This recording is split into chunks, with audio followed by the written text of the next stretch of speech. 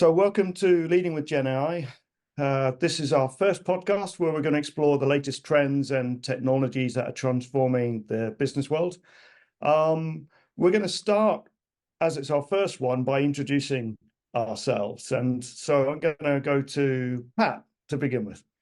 Yeah, sure. Hi, thanks, Rob. I'm Pat Halford, and I'm based in Finland. I've been working in Europe, living in Europe for about 24 years now.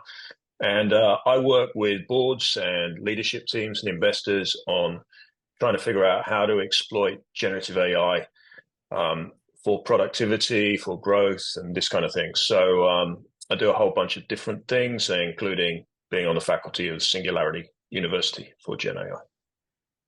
Thank you, Pat. And let's go to Geoff.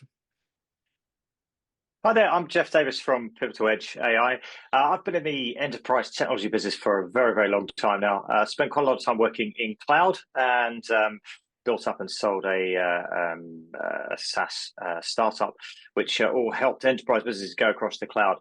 One of the things I saw was just how important and how impactful generative AI in particular is going to be to large enterprises, and I think this is going to be a very exciting few years that's coming up as we move into that area. Okay, and I'm Rob Connell. I'm currently the CEO of Null Venture. Like Pat, I've been in Finland for a number of years, almost 2 decades. Also from Britain, working with lots of B2B SaaS businesses as well, Geoff, actually, and at Null Venture, I would say we're more on the execution of AI. And I think it was back in 2016, one of our first clients actually mentioned AI in their press release for a product that we produced for them. This is all prior to ChatGPT, etc. And now we work in Metaverse and GenAI and lots of exciting things that I'm sure we're going to talk about a lot more in these podcasts. Okay, thanks for the intros.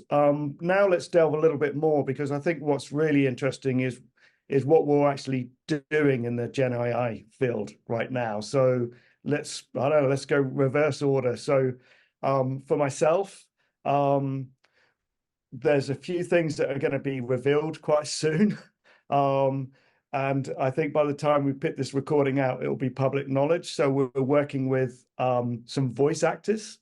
And they are very much about finding fair play for them and their clients. So it means that the voice actors will actually be able to monetize rather than get ripped off with GenAI going forward, and their clients will be able to really self-help themselves a little bit more. So they'll be able to license those known famous voice actors. And so that's quite an exciting one that we're working on. And maybe in one of these future podcast, we'll be able to demonstrate and interview perhaps the CEO of that business. Outside of that, we're using AI for things like risk assessment and leading people to make better decisions around things like insurance. So InsurTech, we have an InsurTech player, and they'll be able to pick things like better routes, better dates based on things like, what's been forecasted with the weather, or even things like the carbon footprint. So very powerful risk engines that we're modeling.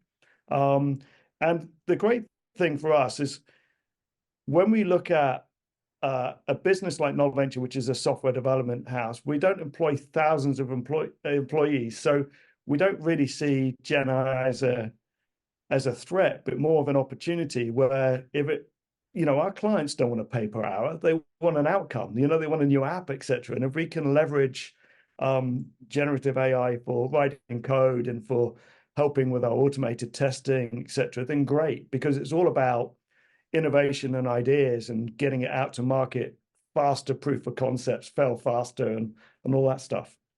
Okay, then maybe we'll go to Geoff, because I know, Geoff, you're working maybe with sort of some mid-sized business and some enterprise-sized businesses.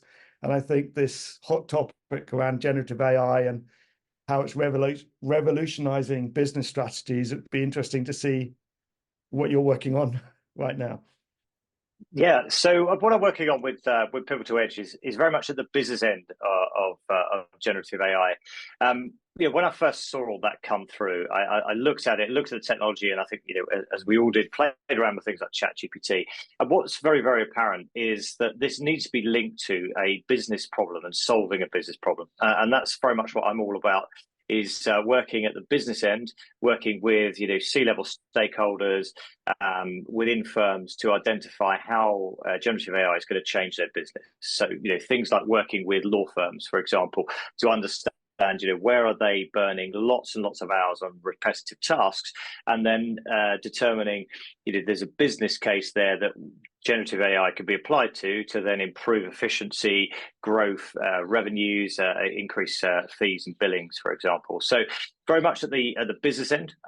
What I do on a daily basis is going in, consulting with firms to understand them as a business, what kind of things they're doing and how AI can then fit in, building out a strategy for them, and then lining up those technical solutions, which will then solve those problems. But yeah, very much linking back to what are the business problems that GenAI is going to solve. Great, thanks, Geoff. And Pat, I'm going to let you obviously explain a little bit about yourself as well, but I think it's always nice when someone else blows the trumpet for you too. And so Pat is an author, not just of fun fiction stuff, but also some factual stuff around GenAI as well that I found very useful. And you and I have had the pleasure of working with some business leaders and doing some workshops together already around GenAI, but please go for it.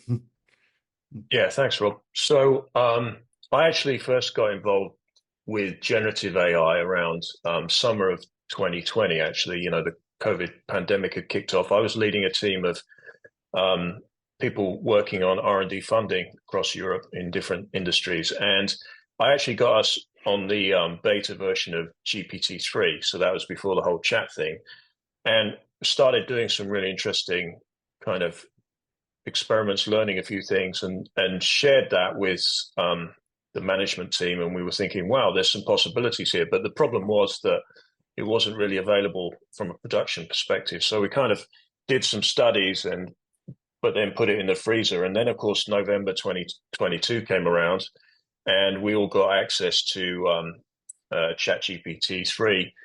And then everything kind of changed. Actually, I made my first YouTube video on December the 30th, 2022, about how to build a consulting business with ChatGPT. And that actually got the most views I've ever got, and not quite Mr. Beast levels, but, but since then, we were working a lot over the last 4 years in my last company, really trying to understand productivity improvements. And we were finding massive yields in terms of, on project activities, we were getting tasks down from, weeks to hours.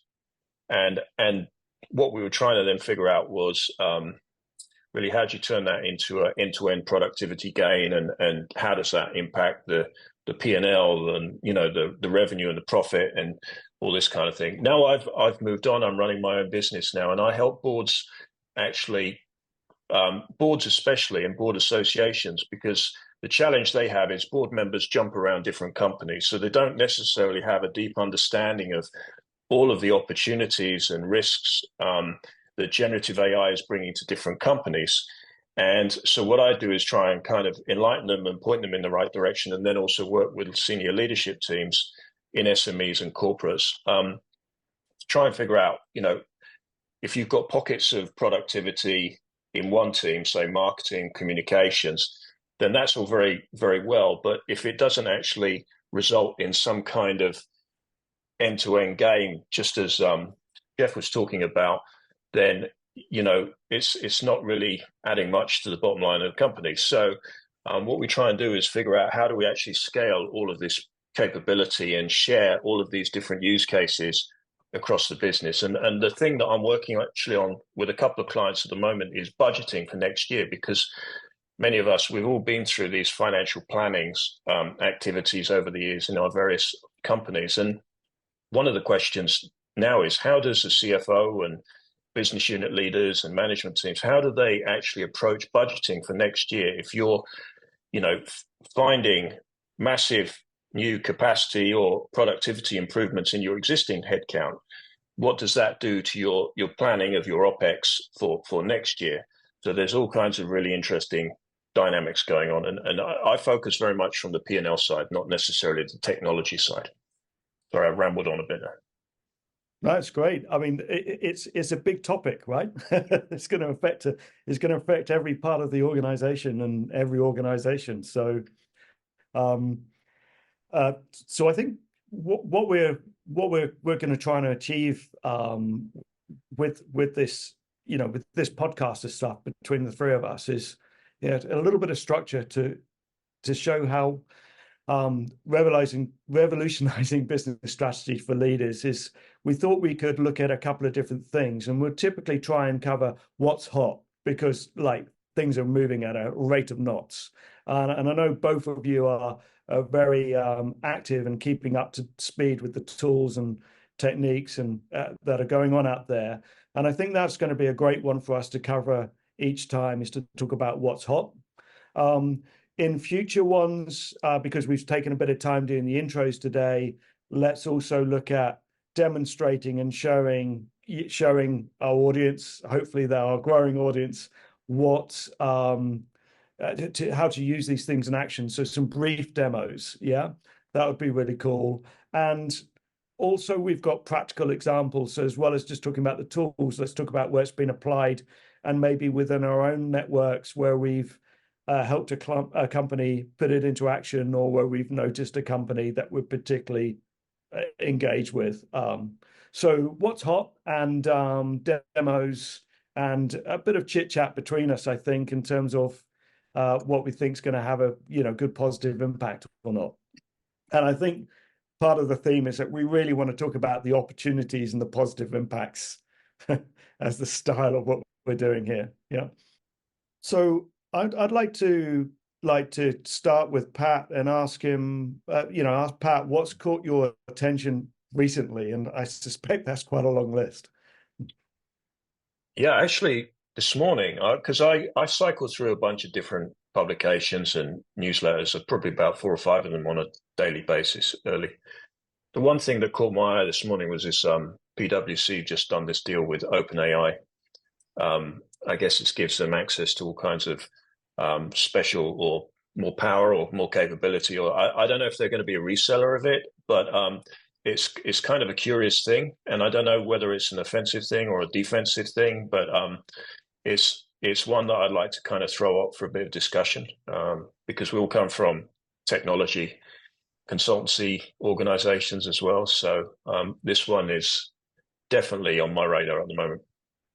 Yeah, for sure. I mean, bandwagon or not. Sorry, Geoff. Yeah, no, for sure. I mean, it's interesting, isn't it? I mean, there's been quite a bit over the last 12 months and longer since generative AI really blew up, where you're seeing people like Accenture and these other big consulting firms, saying how much of their revenues are now attributed to AI, and some of them are sort of questionable numbers you're seeing there. Just the sheer size and scale of it.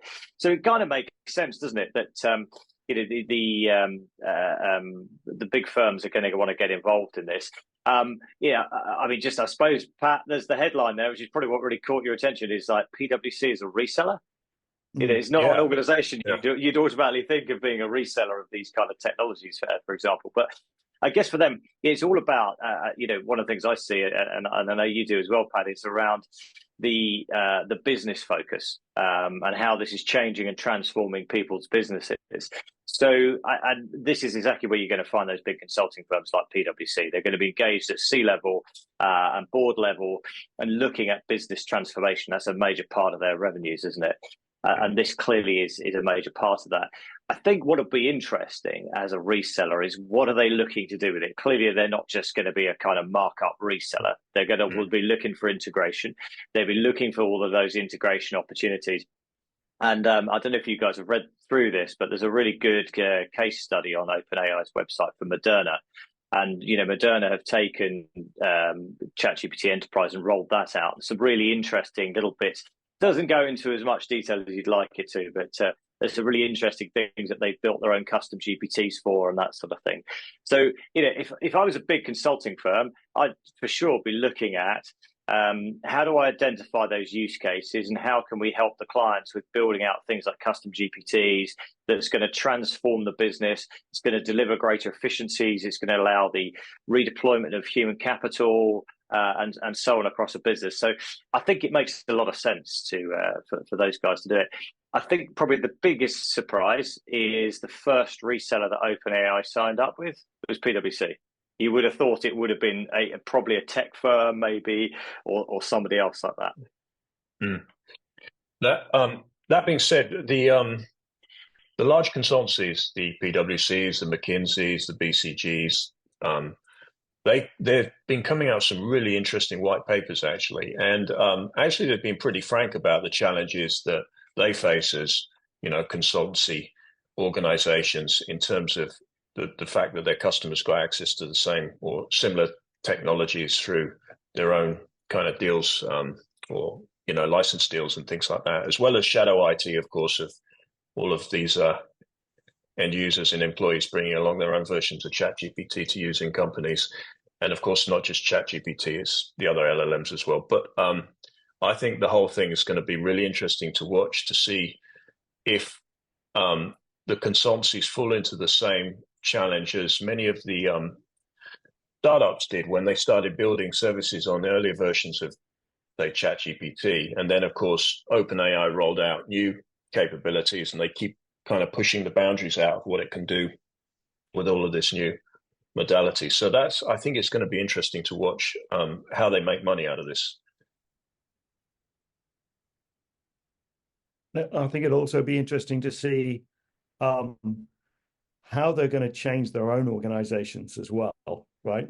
And I know that's what you both generally out there helping these companies with. Outside of the big consultancy firms, we're also seeing specialist AI consultancy firms as well. So here in Finland, we have Silo AI, for example. Now, they're tiny, obviously, compared to someone like a PwC and McKinsey, but the advantage they've got, I think they're up to about 400 personnel now. So that's obviously a small number compared to the consultancy firms, but more than half of them are PhDs, and so maybe the PwCs, I suspect, still hire an awful lot of, top graduates and train them to be accountants, etc. So I suspect that's going to change. So for us mere mortals, outside of the big consulting firms and stuff, what we do have access is what do you both what's your takeaways for ChatGPT 4.0? That's available to us, very accessible to everybody, rather than perhaps a big consultancy firm might not be. Geoff, do you want to take this one first? Yeah, I think ChatGPT 4.0. I mean, it was a great announcement. Obviously, there was the timing of that announcement was really interesting, wasn't it? The day before Google's big event, and I think Sam Altman was posting a few comments, wasn't he, on X or Twitter in the days afterwards about it. But yeah, I mean, what was amazing to see there was actually there isn't anything particularly revolutionary. Yeah, people have been talking about GPT-5, where's ChatGPT-5, and so on and so on. So this has been going on for probably the best part of 9 months, I think, now, hasn't it? But what they showed there, which is amazing, is just more usability. If you think back to when ChatGPT came out, and as Pat was saying earlier, they had early access to GPT-3. But what did ChatGPT do? It was all about usability. So the technology was there. They've been developing this technology for many years and perfecting it. What ChatGPT did was delivered a fantastic product with an amazing user experience that anybody could get involved with and start generating content. And I think what they've done is they've done that again with ChatGPT 4.0. And you look at, it's a truly multimodal model that they have there and service they have there, where we've been able to generate images, you've been able to do comment on images and do computer vision within ChatGPT for some time, but just the way that they're now making it aware of the world around you, and the fact that I thought those demos they did there, where it was there's some brilliant ones where someone's going for an interview at OpenAI and said, how do I look? And just that interaction back and forth. I think this is the new paradigm, isn't it, for how the human-computer interface is going to change. The fact we will just be able to talk. with an assistant in that kind of way and actually have a conversation back and forth, I think it's going to fundamentally change things. It's been talked about as that this is the next great leap forward since the mouse and keyboard as a human computer interface, for sure. So that is definitely absolutely incredible. And the fact then you could use that for a real-time language translation as well, the human language translation. I'm pretty sure I saw that Duolingo's share price dropped as that demo was being shown. It's kind of like the Babel fish is finally here, isn't it? That we're actually going to have in our pockets. So I think that was just incredible to see that it was another leap forward in usability, maybe not so much of a change in the underlying model. Yeah. And just building on that, Geoff, I mean, that Sal Khan demo with his son at the Khan Academy, where he was having this interaction with the AI that was reading the screen and was correcting him or nudging him in the right direction. I mean, that's transformative, not just for education, but for so many other things as well. But then I tested out this, because I saw this demo on OpenAI of where the guy was talking to support, and he had two iPhones, and they were having a conversation, two AIs having a conversation with each other. I tried that, and it worked really well, actually. So I pretended that I was making a query about tourism in the city of Kuopio, and it was having a conversation in English with the other. I've got couple of iPhones there, and it worked super fast, and no latency or anything. So is there anything else that's hot within Chat GPT 4.0 before we move on to other things? I just think, as Geoff said, the whole package coming together, and the fact that once you get familiar with all of this, I mean, just the cost of spinning up new services or a new company or just getting stuff done in an existing workflow is mind-blowing. Yeah, it really is. I think, and this is, this must be a very nervous time to be a startup, because you could be busy building your new piece of tech and solving somebody's business problem, and then someone like ChatGPT or one of these LLM companies comes along and just eats your lunch effectively. It was only a few weeks ago that I saw I was at a demo day run by the UK Space Agency, and one of the tech in there that was one of the startups that was looking for funding was kind of like, if you think sort of Google Glass, and it was for aerospace engineering. So the engineers would be working on an aircraft and wearing a pair of goggles or glasses, and that would overlay the right page from the manual. So it was going to look at, okay, that's that part on the engine. This is the diagram you need to see and the details from the manual. Clever thing. You can absolutely see how that fits in. And those guys were off building that piece of technology. It was spun out of one of the universities in the UK. So it had all the creds and all of that kind of thing. You see that ChatGPT 4.0 demo day, and they've eaten their lunch, because that's exactly the kind of thing ChatGPT 4 is going to be doing. So you can imagine all of these kind of things where employees in in say like in a supermarket, for example, you'll be able to go and build, I guess, your own GPT, Gem, Copilot, depending which tech you're using. And at the end of the day, for example, or during the day, perhaps a supermarket worker would be able to walk around the supermarket with a device or just a pair of glasses on, looking at the shelves, and it'll be able to spot things where, the stock levels are low, things aren't in the right place, all sorts of stuff like that. So I think what's very, very powerful here, what I really like about it, is just looking at all of these kind of use cases. It's just getting easier and easier to build solutions, because if you think back, if you were a supermarket and you wanted to build that kind of tech that I just described there, that's a big project to spin up, right? That's very expensive. It's going to take you quite a lot of time. You've got to go and find all the right engineering teams and specialists to be able to do that. It's quite a thing to take on, and you've got to build a really big business case around that to say, what is the value this is going to add if we were to do it. Now that business case changes dramatically, because the cost of execution is so much lower.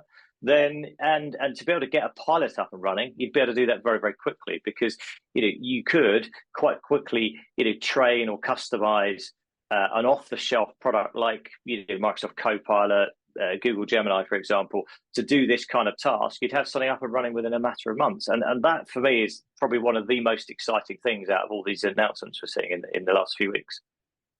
Yeah, can I just build on that? And that is that this ChatGPT kind of phenomenon, as well as the other LLMs, is kind of driving a lot of acceleration in business side. But what really interests me also is the fact that we're getting more of this scientific capability, mathematical simulation capability that's also coming along. Probably seen, what they came out with around AlphaFold 3 a week or so ago. And if you start thinking about how they could apply that to not just discovering, new proteins or how to fold proteins, but also new materials, new manufacturing processes, and then the ability to simulate, I think we're going to see an explosion.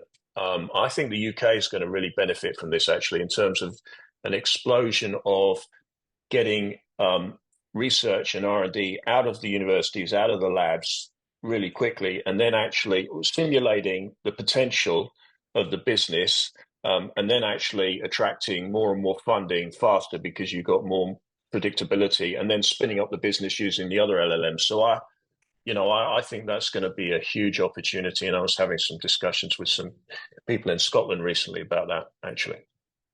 So you combine the scientific element with what you've got on the kind of business side.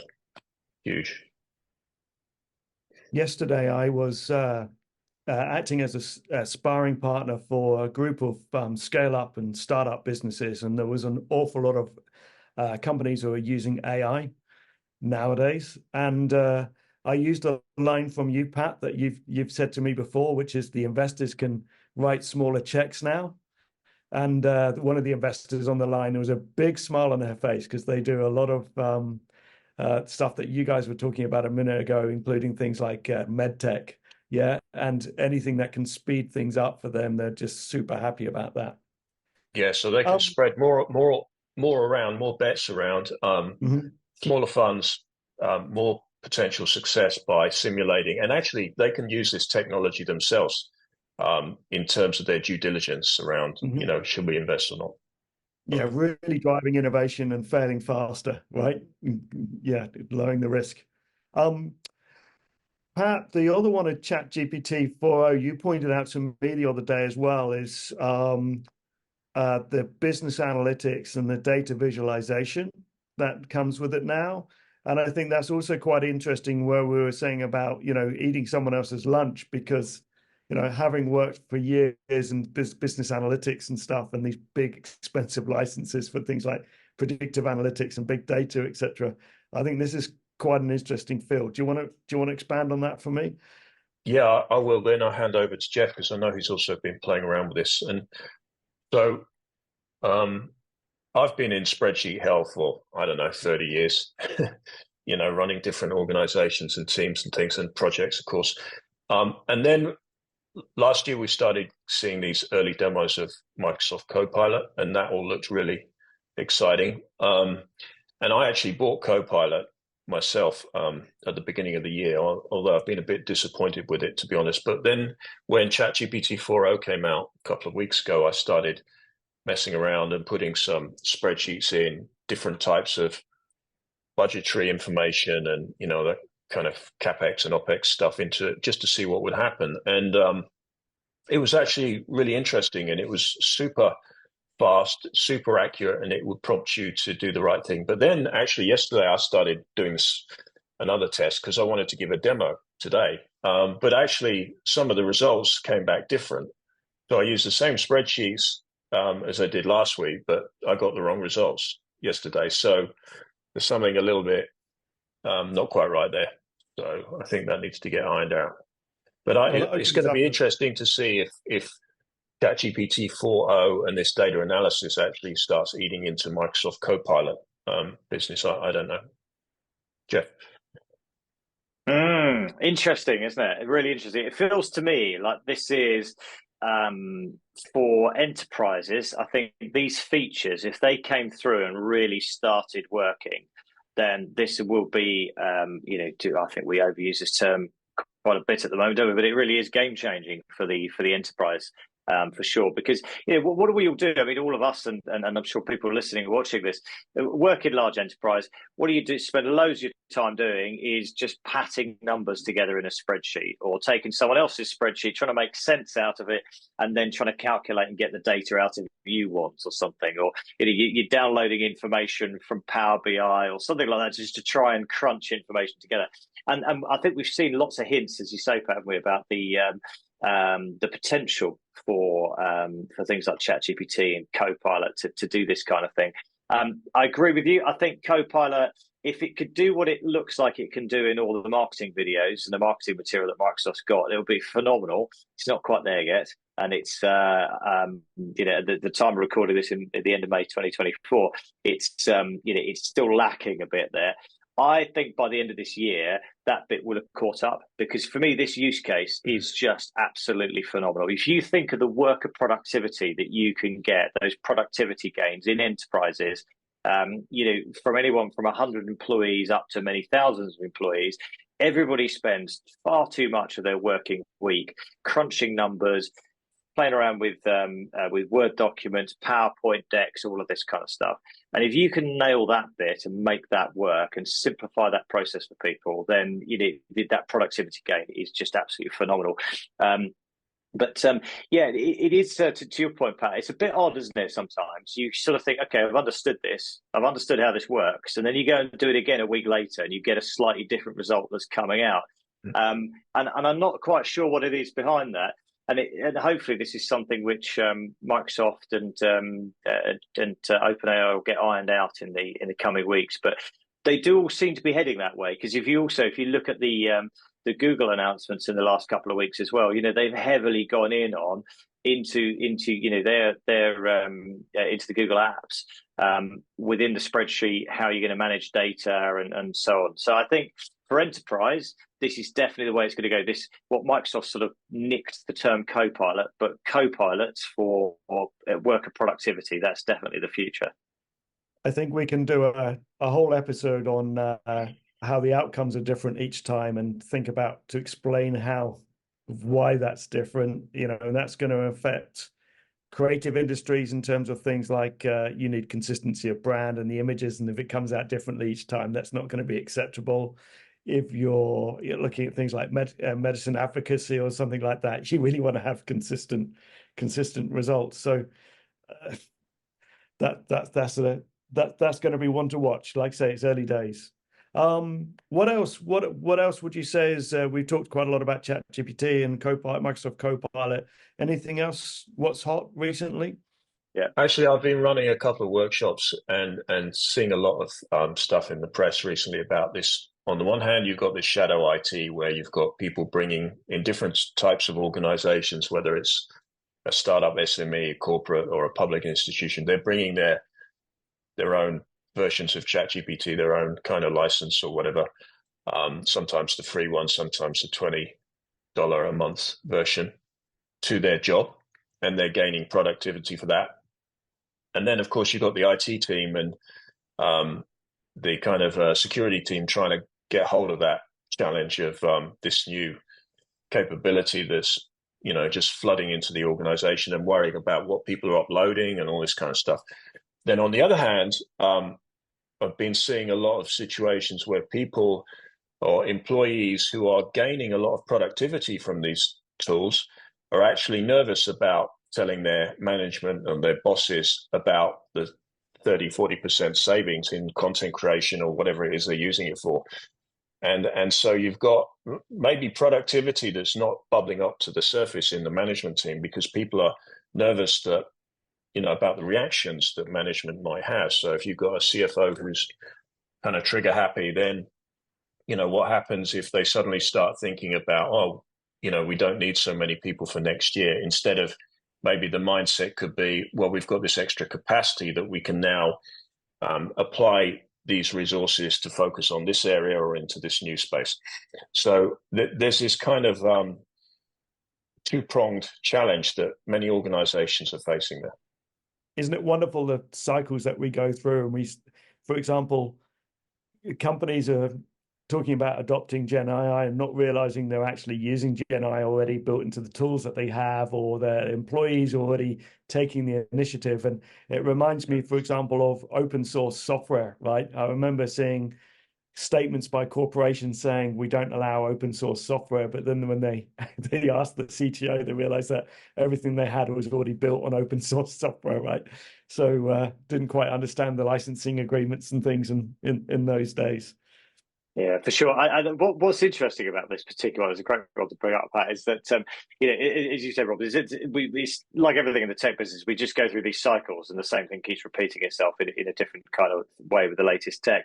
And we've had exactly the same thing with cloud, of course, as well. Because I remember when I first got involved in the cloud migration business, then there was lots of people doing shadow IT where they'd sign up to a cloud account, even though they weren't supposed to, just to have a play around with it. And then people started running production workloads on it, and they had an Amazon account billed to their corporate credit card, and all of this kind of stuff.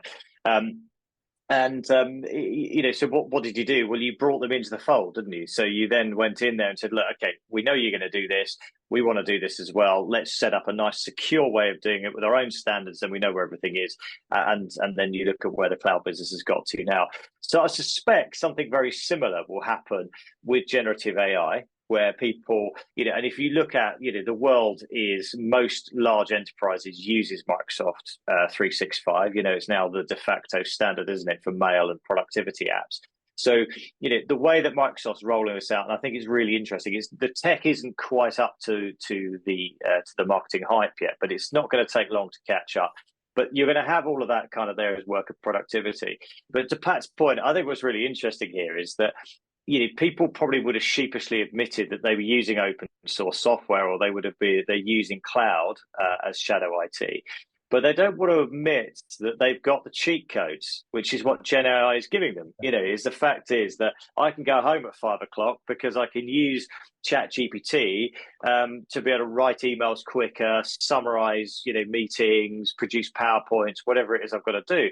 So they don't really want to give that away. And also, it kind of feels like it's cheating, and they don't want to admit that they're cheating. So I think there's a cultural dynamic that we need to get over there to get people doing that.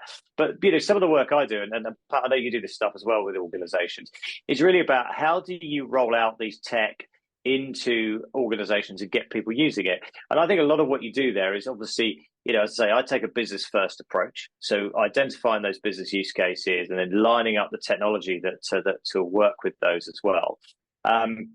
But also about having internal forums where you bring everybody together on a regular basis and get them all talking about how they're using GenAI and what they're doing on a daily basis, and sharing that information inside an organization. So the marketing folks are talking about how they can create content using a large language model, and actually then other people can pick up on that and start to use it, and so on. So sharing all of that information internally, I think, is really important. So there's that sort of cultural shift there. The other point I'd make on this as well is I think that GenAI is going to give us the acceleration of the 4-day working week and a 3-day working week. I think there's a lot of chief execs and definitely CFOs who will look at this and go, hey, we've got 1,000 staff, 100 staff, 10,000 staff, whatever the number is. We can redeploy our human capital better. But actually, people are going to start saying, well, hang on a second, I can go home on time. I don't need to work weekends. And I think as employees start to get on that, and I had a really interesting conversation with the managing partner from a law firm just in the last few weeks. And he was saying, well, actually, I think this would accelerate this and allow us to do a 4-day working week. And that's going to make us more attractive, because the problem we all have as law firms, we're all chasing after a very small pool of graduates. And why would these grads want to come and join us? Well, if we can offer good working hours, if you look at there's been just a thing in the last few weeks where the Magic Circle law firms in London are having to pay incredible starting salaries for junior lawyers coming in with no experience, just so they can get them on board. His view is, as a regional law firm, actually one of his competitive edge in the job market could be offering that kind of good working conditions, basically good work-life balance from the outset for people. Yeah, that's a good point. The other thing that's kind of on this theme is the fact that the capabilities are going to continue to be enhanced, and the assumptions. So you release, say, 30-40% capacity or productivity improvement in a certain function right now. That business assumption will again change in 4 to 6 months time when the next capabilities come out, when you get agents, when you start automating workflows and all this kind of stuff.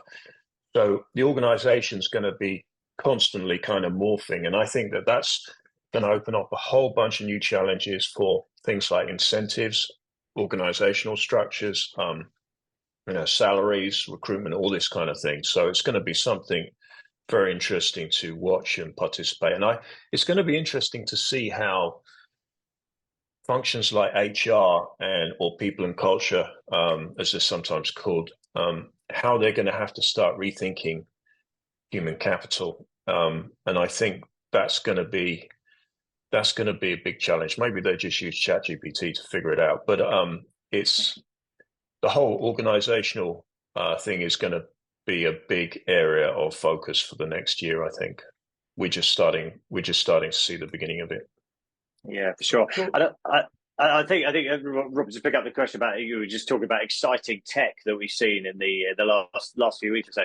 So I think the stuff that came out of Microsoft Build I thought was really interesting, was looking at Copilot Studio, and not specifically the Microsoft product, but we'll sort of talk about that. But just this as a concept, is this idea that anybody within an organization could very quickly create their own agents to do things. And I think this is really super, super exciting, and it's almost like the promise that having tools like Power BI, Microsoft Power Automate, and all the other equivalents, those aren't the only games in town, clearly, but those type of products, the fact that anybody could go and create their own analytics dashboards, for example, that was sort of the dream, wasn't it? But what did you actually end up doing? We ended up with an analytics team that did all this kind of stuff for you. But the idea, you've got that there. And I think once you get this out into an organization, whether it's like, ChatGPT Enterprise and GPTs, or something like Copilot and the Copilot Studio, the fact that you've got a no-code drag and drop interface that will allow you to start to say, whenever we take somebody on, here's the thing. So someone in HR could build the onboarding process using something like a Copilot Studio, that there's a process that's there. And if I'm a new employee in an organization, I don't need to go and find some corporate intranet, right? I'm sure we've all got horror stories of corporate intranets. I'm sure people watching this have all had that horrible experience when you're trying to find information about what's our expenses policy, what's the holiday policy, how do I get my holiday approved? And it's an absolute nightmare to go around this. And I remember when I sold my company last year, I ended up as part of a much larger company, and they were a very good company, but they had 9,000 staff. And they were operated in, over 100 countries. So there's this information was spread everywhere across all these different intranets. Nightmare to try and find. Imagine if you could just go into a natural language interface. You could either speak to it or type on the keyboard, and you could say, what is the holiday policy? Right. And it can actually look up who you are from the directory and go, right, Geoff is a UK-based employee, and therefore, he's employed in this department and this team, and his holiday policy is X, and it can go and determine that, and it can go and, go and look at the HR system to determine how long I've worked for the company for, and just give you a natural language answer. And so I think this bit's really, really interesting. And then what something like Copilot Studio would do for you is the fact that anybody could simply create that. So you could have, somebody with, who gets excited by these kind of things, who happens to work in HR, could build their own set of GPTs or Copilots to do this kind of work. I think that is going to be absolutely massive in terms of changes, because you think about where that goes. I mean, I'm just using here an HR example, but all sorts of other stuff. People in finance, for example, they could think at quarter end, what are the 10 most popular queries that people keep coming to us with, for information that they need. Yeah, we could go and build a series of Copilots that will go and answer those questions. Because what do? I work in accounts. End of quarter, I always get asked these questions, and I go here, and here to pull all the information together. But that becomes my life for a few days. Yeah. So a smart person in accounts uses something like Copilot Studio, a GPT, or a Gem, as they will be on Google Gemini. And they create something that helps their colleagues get the information they need. I mean, it just strikes me as being fantastic. I don't know what you guys think on that. Rob? Well, I think what we've managed to get started with today is talk about the abundance of tools that are out there now and accessible tools to everybody, and just the limitless amount of applications. And I think that's what we're going to be interested in doing with this podcast, is to talk about how business leaders can apply Gen AI. And I think this is a great format, with both the activities that you're both doing. If we can continue to talk about what's hot and some real world case studies to bring them alive, then that's great. I would suggest that what we'll do is we'll add to the YouTube channel and each of these videos, we can carefully curate a few links to some of the sources of where we get this information from, and where the viewers can go and have a play themselves with these things too. And some observations from what you're saying today is stuff that people are worried about, like confidentiality, or their IP, if they're going to be uploading something. There's going to be ways to get that protected going forward, enterprise grade versions, etc. And let's face it, people are going to be doing it anyway, which is what we concluded, right? But eventually it will come into the fold, and it'll be the professional paid for versions, etc. I think everything that you've been going through will help business leaders to stay ahead of the curve, and great job with what you guys are doing at the moment. Anything else you want to share for today?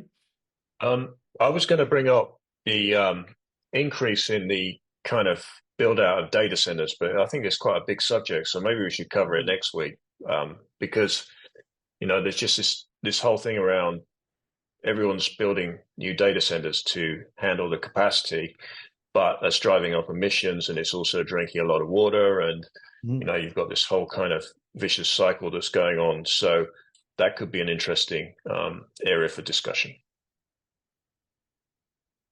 Right.